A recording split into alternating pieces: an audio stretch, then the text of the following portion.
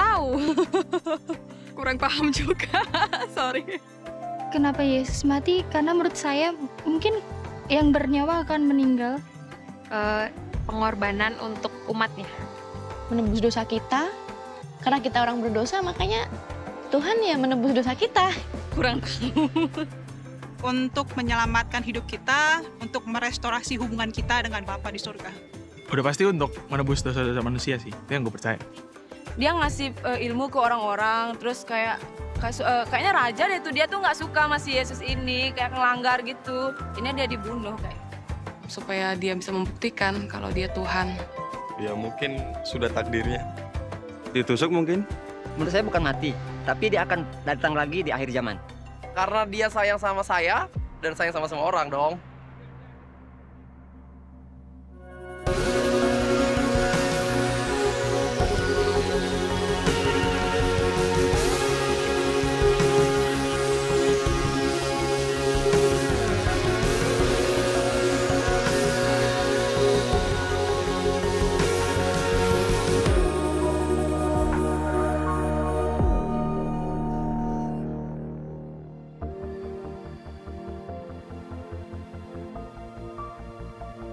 Salib adalah simbol iman Kristen.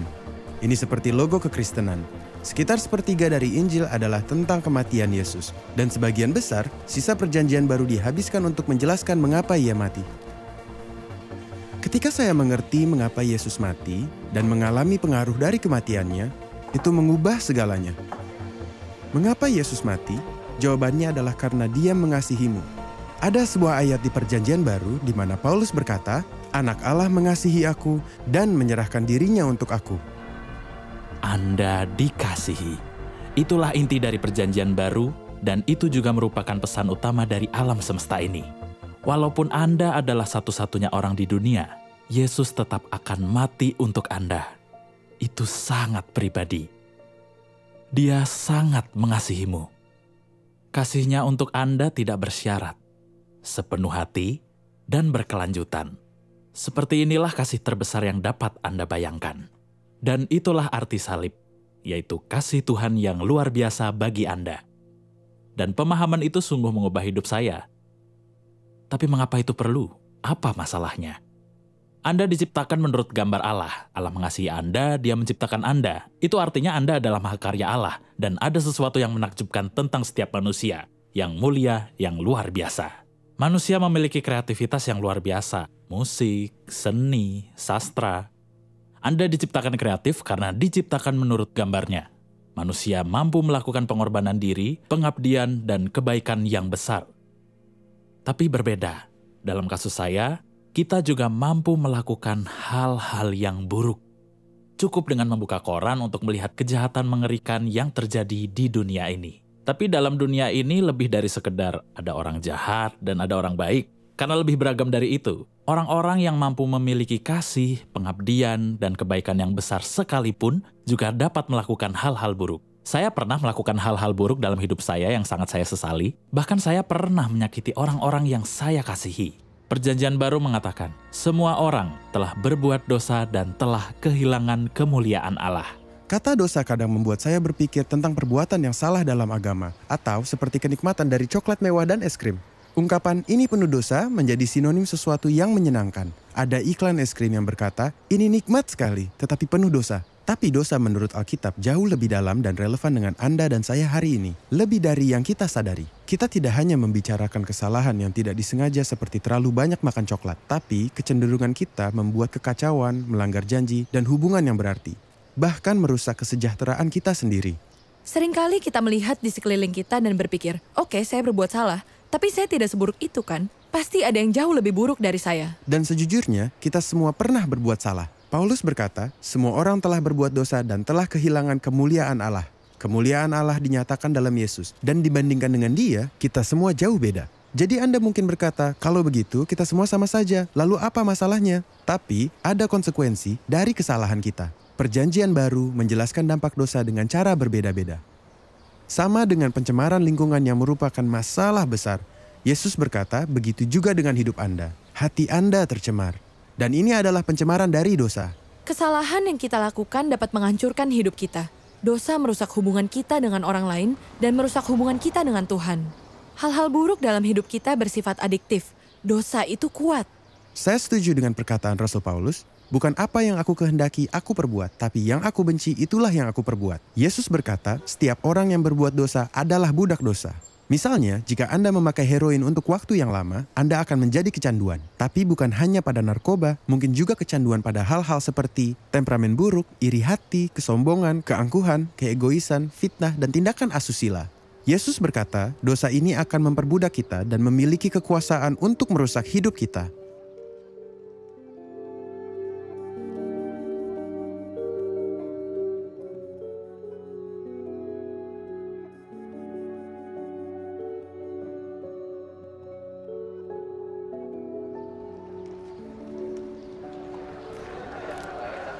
Ada sesuatu dalam sifat manusia yang menuntut keadilan.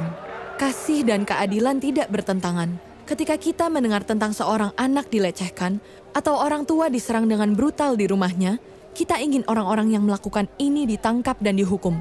Karena kita percaya harus ada hukuman untuk dosa. Tapi bukan hanya dosa orang lain yang pantas dihukum, tapi juga dosa kita.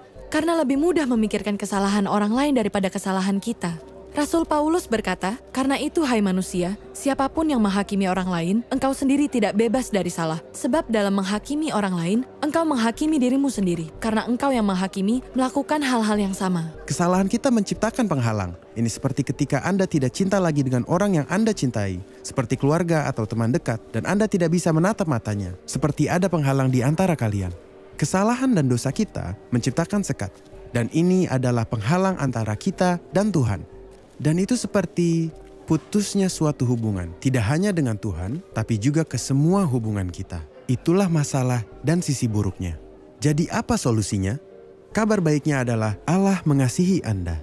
Dan Dia datang ke bumi dalam wujud putranya untuk melakukan sesuatu, yaitu mati untuk Anda dan saya.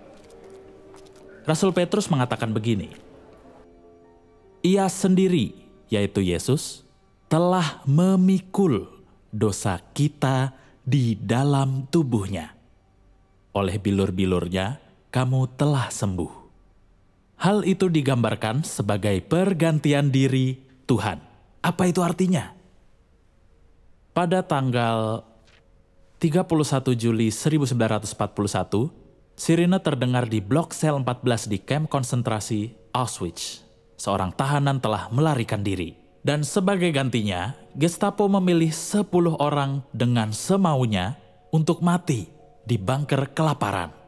Orang ke-9 yang dipilih adalah seorang pria bernama Francis Gawfnicek. Dan ketika dia terpilih, Francis Gawfnicek berteriak dan berkata, "Oh istriku dan anak-anakku yang malang, mereka tidak akan pernah melihatku lagi." Saat itu ada seorang pria kecil dengan kacamata berbingkai kawat melepas topinya, berjalan ke depan dan berkata, "Saya seorang imam Katolik." Dia berkata, "Saya tidak punya istri dan anak. Lebih baik saya yang mati daripada pria itu." Dan yang membuat semua orang takjub, tawarannya diterima.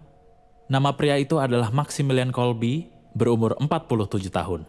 Dia dibawa bersama 9 orang lainnya ke bunker kelaparan. Seorang pria yang luar biasa. Dia membuat mereka berdoa dan menyanyikan himne, dan rupanya suasana di sana terasa seperti di gereja. Sampai akhirnya bunker kelaparan tersebut dipakai untuk orang lain, maka pada 14 Agustus 1941, ia disuntik asam karbol yang mematikan. 41 tahun kemudian, pada 10 Oktober 1982, kematian Maximilian Kolbe ditulis kembali dengan perspektif yang benar. Di sana, di St. Peter Square, Roma, di tengah 150.000 orang, bersama 26 kardinal, 300 uskup dan uskup agung, termasuk Francis Gawfnicek. Dan Paus menggambarkan kematian Maximilian Kolbe saat itu seperti ini. Dia berkata, itu adalah kemenangan seperti yang dimenangkan oleh Tuhan kita Yesus Kristus. Karena Maximilian Kolbe telah mati untuk orang lain, demi orang lain. Dan orang lain itu adalah Francis Gawfnicek. Saya kebetulan melihat berita kematiannya di koran Independent. Dia meninggal pada usia 93 tahun. dan telah menghabiskan sisa hidupnya berkeliling dunia memberitahu orang-orang apa yang telah dilakukan Maximilian Kolbe untuknya. Dia telah mati menggantikannya. Dan dengan cara yang lebih luar biasa lagi, Yesus mati menggantikan Anda dan saya. Penyalipan adalah puncak dari rasa sakit dan rasa malu yang mendalam. Namun yang menarik, Perjanjian Baru tidak terus membahas penderitaan fisik siksaan dari penyalipan. Karena sebenarnya dalam sejarah, mungkin banyak kematian yang lebih mengerikan secara fisik. Bahkan sekarang di seluruh dunia ada orang-orang yang disalibkan. Tetapi penderitaan Yesus itu unik. Karena ia bukan saja menderita secara fisik dan emosional, tetapi ia menderita secara rohani karena ia menanggung sendiri kesalahan Anda dan saya. Bagi saya ini sangat sulit untuk dipahami. Saya ingat orang-orang berkata pada saya, Yesus mati untuk saya, dan saya pikir, apa? Yesus mati untuk saya? Saya tidak bisa memahaminya. Lalu saya mendengar pria bernama David McInnes menjelaskan begini. Ada satu ayat di Perjanjian Lama dalam Yesaya 53 ayat 6 yang mengatakan begini. Kita sekalian tersesat seperti domba, masing-masing kita mengambil jalannya sendiri, tetapi Tuhan telah menimpakan kepadanya kejahatan kita sekalian. Dan David McInnes menjelaskan seperti ini. Dia berkata, anggaplah tangan ini mewakili Anda dan saya. Dan anggaplah buku ini mewakili hal-hal buruk yang kita lakukan, yang memisahkan kita dengan Tuhan. Jadi yang ayatnya berkata, kita sekalian tersesat seperti domba, masing-masing kita mengambil jalannya sendiri. Dan anggaplah tangan ini mewakili Yesus, di mana Yesus tidak pernah melakukan kesalahan. Itu yang kita bahas minggu lalu. Tidak ada penghalang antara Yesus dan Bapanya di surga. Yang dikatakan ayat itu adalah kita sekalian tersesat seperti domba, masing-masing kita mengambil jalannya sendiri. Tetapi Tuhan, yaitu Bapa, telah menimpakan kepadanya, kepada Yesus di kayu salib, kejahatan kita sekalian. Lalu David berkata, apakah Anda melihat yang terjadi dengan Anda? Saya melihat tangannya dan saya melihat tidak ada apa-apa di atasnya. Karena apa yang telah Yesus lakukan di kayu salib membuat Anda dan saya bebas untuk memiliki hubungan dengan Tuhan. Penyalipan dan kebangkitan adalah seperti satu peristiwa, dan hasil dari penyalipan itu seperti sisi-sisi dari berlian yang sangat indah. Salah satu sisinya menunjukkan betapa Tuhan sangat mengasihi Anda. Penyesalan adalah merasa bersalah terhadap hal-hal yang telah kita lakukan. Malu adalah perasaan buruk tentang siapa kita. Dan di kayu salib, Yesus menanggung kesalahanmu, rasa malumu, kesalahanku, rasa maluku. Jadi tidak perlu merasa bersalah atau malu, karena Anda dikasihi. Nilai Anda adalah seberapa berharganya diri Anda di mata Tuhan, dan nilai Anda tersebut tak terhingga bagi Tuhan. Karena Yesus mati untuk Anda, itulah betapa Dia mengasihi Anda. Sisi lain menunjukkan sifat kasih sejati. Kasih bukan sekedar perasaan. Kasih lebih dari kata-kata. Dan ini melibatkan tindakan. Yesus menunjukkan hal itu. Dia menunjukkan kasihnya dengan menyerahkan nyawanya bagi kita, dan Dia mengorbankan dirinya untuk kita.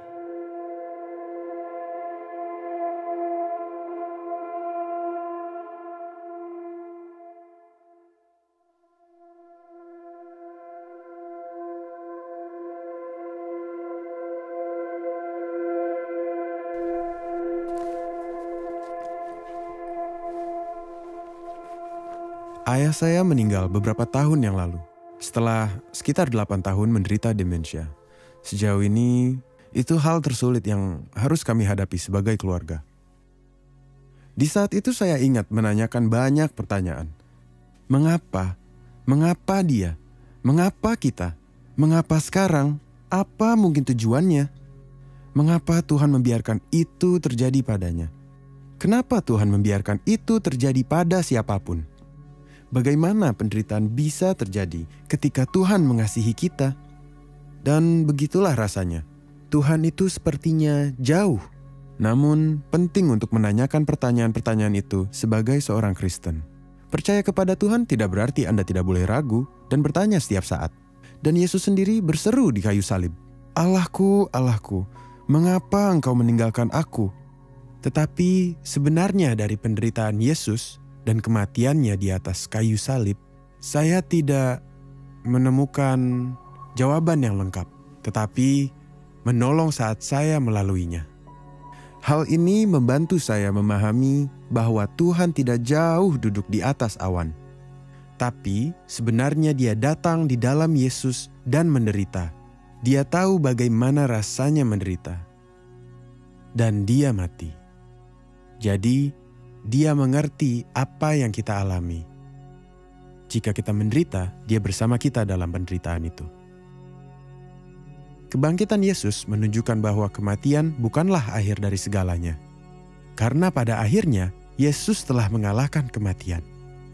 Dan meskipun kita mungkin menderita sekarang, suatu hari tidak akan ada lagi penderitaan dan rasa sakit.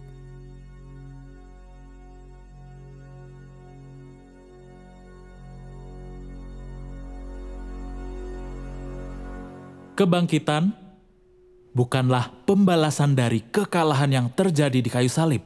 Itu adalah manifestasi dari sebuah kemenangan. Itu menggambarkan bahwa kebaikan selalu menang terhadap kejahatan.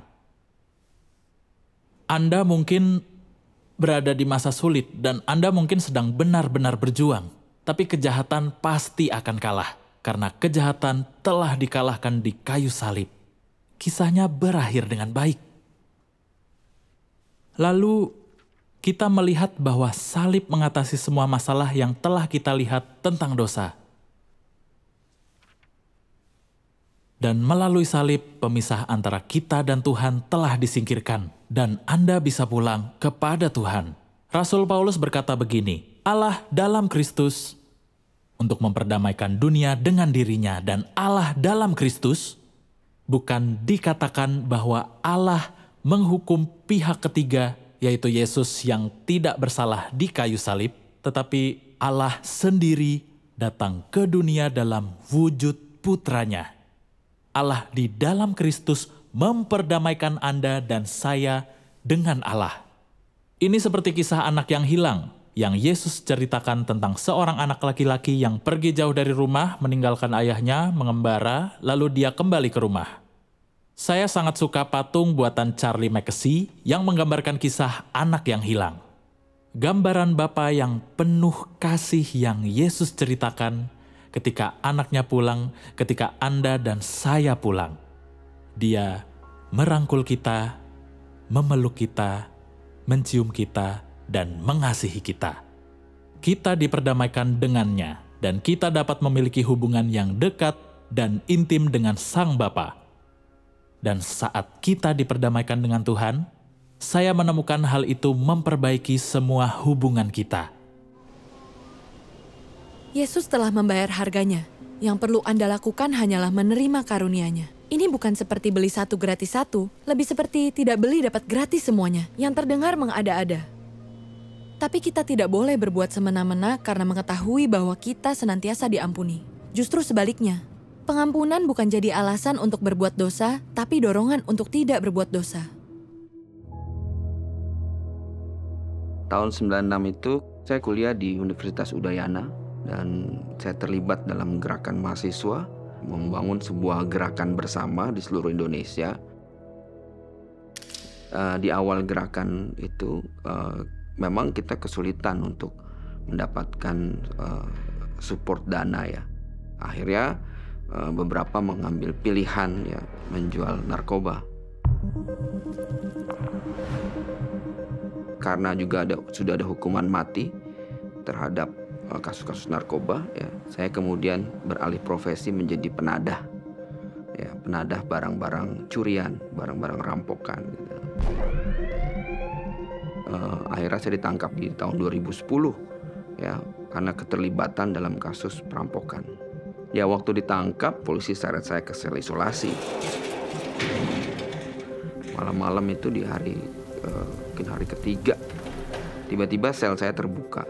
seperti ada orang senter mata saya dan bilang, kamu bangun, kamu ikut saya. Siapa nih orang gitu ya. Saya tetap nyangkal dia. Begitu saya mulai agak sadar dan ngelihat bahwa nggak ada orang di situ. Saya pikir itu halusinasi. Tapi pintu sel itu terbuka. Ya, saya sempat keluar dan bangunin polisi yang jaga. Kaget kan. Akhirnya dia kunci lagi, saya tutup lagi. Itu kejadian pertama. Ya. Ada masa saya mengalami perjumpaan dan ada orang-orang di sekeliling saya dan mereka tidak melihat sosok yang datang kepada saya ini gitu. Sampai beberapa kali, total itu mungkin 6 kali ya, saya tetap tolak dan menyangkal dia gitu ya. Nah, suatu hari saya dengan teman saya, dia sering berdoa di gereja. Saya ceritakan semuanya. Lalu dia bilang, bagaimana kamu tahu itu bukan hantu katanya. Ya, saya merasa familiar dengan wajahnya. Dan dia bicara hal yang sama aja katanya. Dia bilang, follow me and you'll be free. Hai mate, kalau bukan setan itu Yesus, dia bilang gitu. Gak mungkin saya percaya orang yang mati di kayu salib, dia gak bisa nyelamatin dirinya sendiri. Bagaimana dia bisa menyelamatin saya bilang. Tapi kemudian dia pergi, tapi sebelum dari jauh dia tetap bilang, itu Yesus, dia bilang gitu. Tapi tidak ada yang berubah.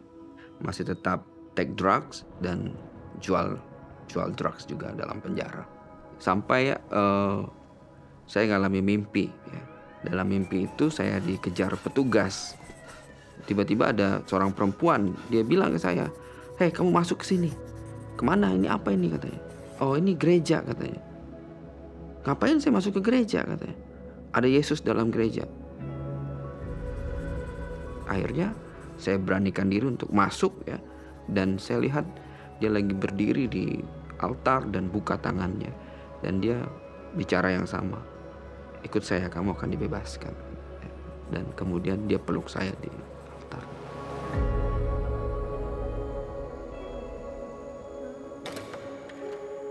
Mimpi itu adalah titik balik. Itu adalah tanda ketika saya menerima dia sebagai Tuhan dan Juru Selamat. Ya sekarang sudah sejak 10 tahun saya sudah free from drugs ya. It's totally life change. Betul-betul berubah. Saya membagikan kesaksian saya kepada semua orang tentang bagaimana dia akan mengejar kita sampai ke ujung bumi. Bahkan dia hadir dalam mimpi-mimpi kita untuk menunjukkan kasih-Nya kepada kita semua.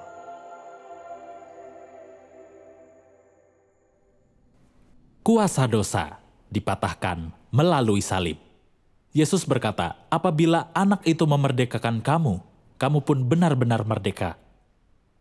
Kecanduan yang kita miliki dipatahkan. Sebelum saya menjadi orang Kristen, saya temperamental. Ayah saya temperamental dan saya mewarisinya. Saya pikir saya akan memiliki temperamen yang buruk selamanya. Tetapi saya menemukan bahwa Yesus membebaskan saya. Ada beberapa hal yang perlu proses yang jauh lebih lama dalam hidup ini, dan saya masih mengalami pergumulan. Ada 2 istilah secara teologis. Pembenaran terjadi secara instan. Anda secara instan diperdamaikan dengan Allah melalui salib. Tapi pengudusan, yaitu proses menjadi seperti Yesus, adalah proses yang jauh lebih panjang. Yohanes menulis, darah Yesus menyucikan kita dari segala dosa. Kita menerima pengampunan, jadi kita harus selalu mengampuni. Bagi saya, mengalami pengampunan membawa banyak perubahan. Sebelum saya menjadi orang Kristen, jika orang telah menyinggung saya akan menyimpan dendam terhadap orang itu. Tapi menyimpan dendam itu seperti membiarkan orang hidup gratis di kepala Anda. Saya dulu tidak mau mengampuni, karena saya pikir dengan begitu saya dapat menyakiti orang itu. Tapi sekarang saya sadar, jika tidak mengampuni, maka saya yang dirugikan. Seperti seorang pernah berkata, tidak mengampuni seseorang seperti meminum racun, dan berharap orang lain akan mati. Setelah Anda mengalami pengampunan karena Tuhan mengampuni Anda harus mengampuni diri sendiri. Itulah yang menurut saya paling sulit. Seperti yang dikatakan C.S. Lewis bahwa tidak mengampuni diri kita sendiri sama dengan menempatkan diri kita sebagai pengadilan yang lebih tinggi daripada Tuhan. Jika Tuhan mengampuni, Anda harus mengampuni diri sendiri. Dan kita mengampuni orang lain karena kita telah banyak diampuni. Pengampunan adalah keputusan dan bukan pilihan. Itu tidak mudah. C.S. Lewis berkata, semua orang berpikir pengampunan adalah ide yang bagus sampai mereka harus mengampuni. Baru tahu bahwa itu sangat sulit. Tapi memang benar bahwa yang pertama meminta maaf adalah yang paling pemberani. Yang pertama memaafkan adalah yang terkuat. Dan yang pertama lupa adalah yang paling bahagia.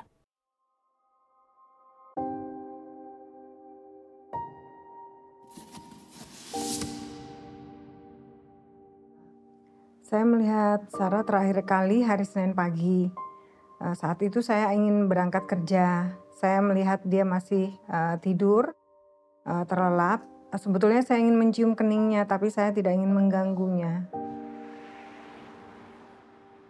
Pada saat sekitar jam 9 atau setengah 10 malam, saya mencoba beberapa kali mencoba untuk tanya keberadaan Sarah sudah sampai di mana. Namun ternyata tidak dijawab. Kemudian kami juga menghubungi beberapa teman, kami nggak bisa menanyakan tentang Sarah gitu. Kemudian besok paginya saya lapor ke kepolisian Jakarta Timur. Pada siang harinya ada polisi datang ke rumah yang menyatakan bahwa Sarah ditemukan di pinggir jalan tol.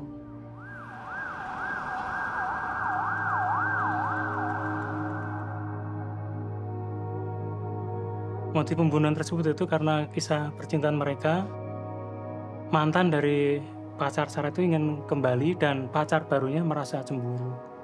Dan mereka berdua sepakat untuk menghabisi Sarah.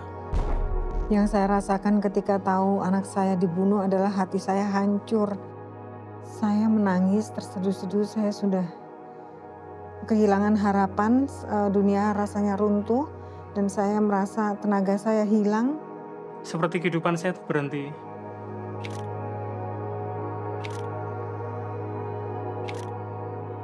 Ya, saya marah sama Tuhan. Kenapa Tuhan tidak menjaga keluarga saya?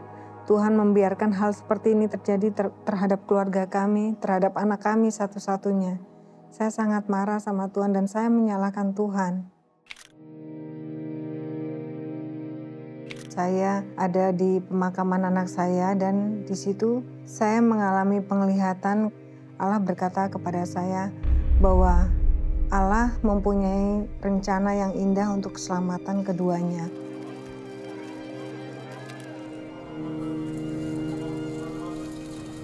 Tuhan berkata, engkau harus membuat hukuman mati itu tidak terjadi.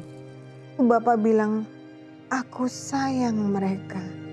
Lalu itulah yang membuat hati saya hancur. Saya bilang begini, Bapak, mengapa engkau bilang sayang kepada mereka di depanku?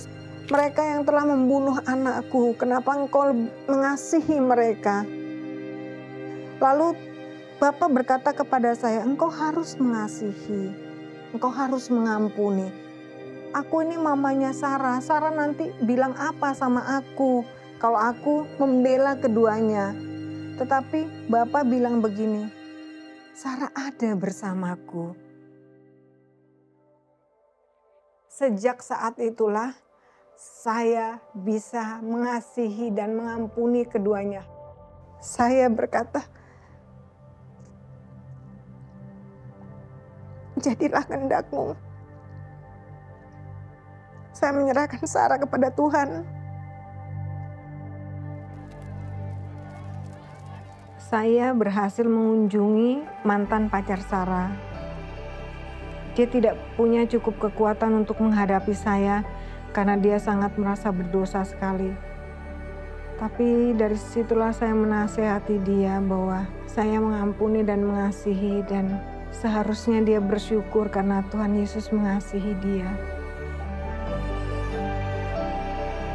Sarah telah meninggalkan kami di tahun 2014.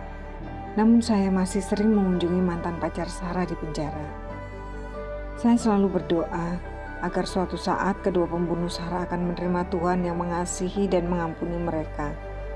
Saya tahu bahwa saya telah mengampuni mereka. Pengampunan penuh dan tak terbatas ini dapat saya katakan dengan jujur bahwa itu mengubah pernikahan, kehidupan keluarga, semua hubungan kita, dan semua persahabatan kita. Tuhan mengasihi Anda. Anda dikasihi. Anak Allah, Yesus, menyerahkan dirinya untuk Anda. Ketika saya memahami itu sungguh mengubah hidup saya. Dan itu juga bisa mengubah segalanya untuk Anda.